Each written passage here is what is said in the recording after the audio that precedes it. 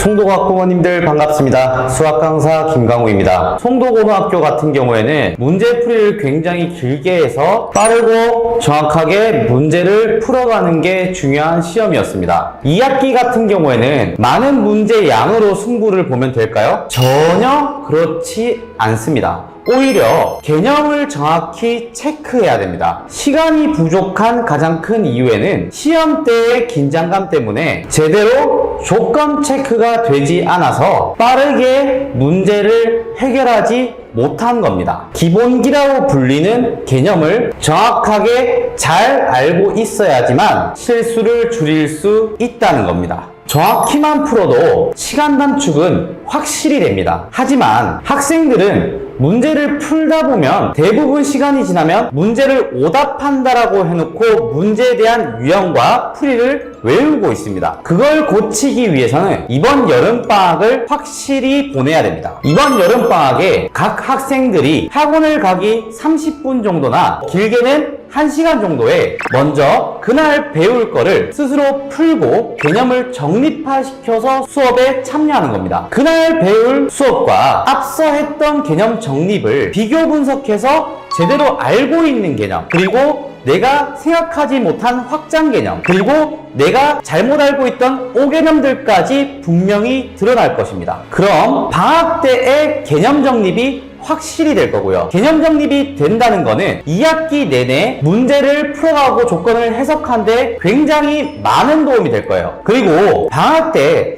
숙제 분량을 채우는 것보다 한 문제를 계속해서 생각하고 그리고 거기에 관련된 개념을 대응시키는 과정이 굉장히 필요한 시기예요. 많은 학생들은 느끼실 거예요. 학기 중 같은 경우는 수행평가와 활동들이 너무 다양하기 때문에 실제로 진득히 수학을 생각할 수 있는 시간 자체가 굉장히 제한적이에요. 또한 수학만 공부할 수 있나요? 다른 과목도 전부 다 챙겨야 되기 때문에 방학 때가 유일하게 진득히 공부할 수 있는 시간이라는 거예요. 물론 문제를 많이 푸는 것 자체는 굉장히 큰 도움이 됩니다. 하지만 최상위권으로 가기 위해서는 한 문제 한 문제당 조건을 분석하는 시간과 그리고 스스로 개념을 확립할 수 있는 시간을 가져야 합니다. 그러니 반드시 이번 여름방학 전략적으로 공부하셔서 2학기에는 좋은 성적 거두시길 바라겠습니다. 이상으로 수학을 가르치고 있는 수학강사 김강우였습니다. 감사합니다.